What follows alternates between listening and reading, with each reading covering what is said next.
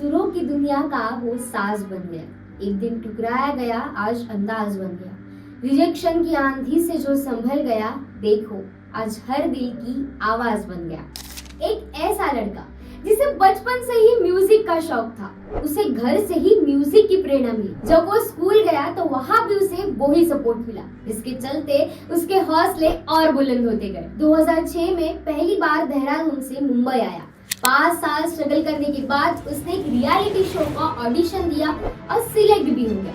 लेकिन जब second round में पहुंचा तो उसे रिजेक्ट कर ये कहा गया कि आप अभी रेडी नहीं हो। और आज वही लड़का लोगों के दिलों पे राज कर रहा है, म्यूजिक इंडस्ट्री पे राज कर रहा है। आज हर दूसरा डायरेक्टर उसे अपने फिल्म में गाना गवाना चाहता है।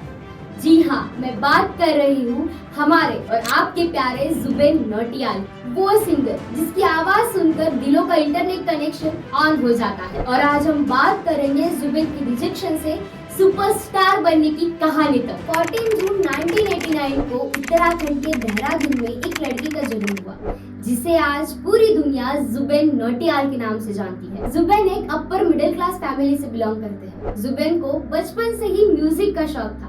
जुबेन के पापा रामशरण नौटियाल एक बहुत बड़े बिजनेसमैन है और साथ ही साथ उत्तराखंड के पॉलिटिशियन भी।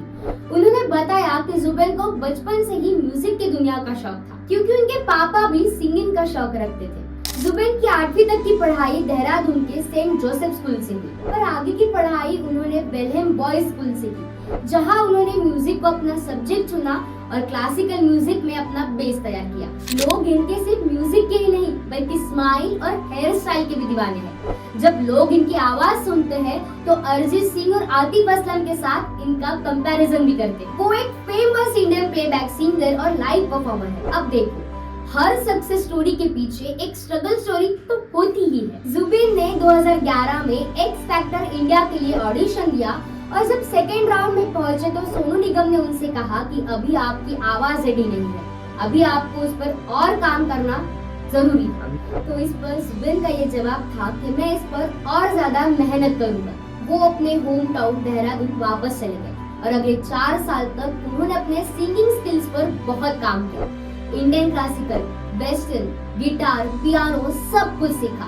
मानो उन्होंने ठान ही लिया था कि एक दिन अपने टैलेंट से उन्हीं जजेस को जवाब जरूर देंगे। स्कूल के कई फंक्शंस में वो परफॉर्म भी करने लगे और इसके चलते उनकी चर्चाएं चारों तरफ होने लगी। जुबेन 17 साल की उम्र में ही मुंबई आ गए थे। देखा जाए तो जुबेन का करियर 14 साल की उम्र से ही शुरू हो चुका था, लेकिन बस एक जरूरत थी तो अच्छे प्लेटफॉर्म की। 4 साल की कड़ी मेहनत के बाद जुबेन को मिला उनका पहला ब्रेक। 2014 में उनको मिला उनका पहला गाना एक मुलाकात और वो पहली बार में हिट हो गया। फिर क्या था, सलमान खान की फिल्म बजरंगी भाईजान का कुछ तो बता जिंदगी हो, कबीर सिंह का तुझे कितना चाहे हम नवा मेरे, इन जैसे सुपर डुपर हिट गाने जुबेन की झोली में एक के बाद एक गिरते चले गए। और अब तो हर दूसरी बॉलीवुड मूवी में इनका गाना होता है। बॉलीवुड हो और उसमें गॉसिप ना हो, ऐसा तो हो ही नहीं सकता। जुबेन के बारे में एक अफवाह ऐसी थी कि जुबेन अरिजीत सिंह की जगह लेने वाले हैं। कुछ लोग तो ये भी कहते हैं कि अरिजीत के बाद जुबेन को ही अगला सिंगिंग सेंसेशन बना दिया जाए और इसका थोड़ा बहुत असर तो दिख भी रहा है। लेकिन मजे की बात तो ये है, जुबेन और अरिजीत एक दूसरे के खिलाफ कभी गए ही नहीं, बल्कि इन दोनों का स्टाइल काफी अलग है। एक तरफ अरिजीत इमोशनल गानों के बादशाह है तो दूसरी तरफ जुबेन के गानों में कुछ अलग तरह की मिठास है।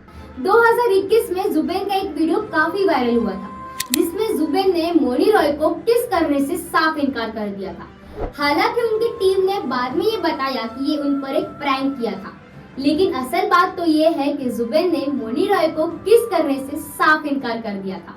पिछले 10 सालों में जुबेन ने म्यूजिक इंडस्ट्री में खूब नाम कमाया है, लोगों के दिलों पे राज किया है और आज भी उनकी आवाज हमारे दिल को छू जाती है।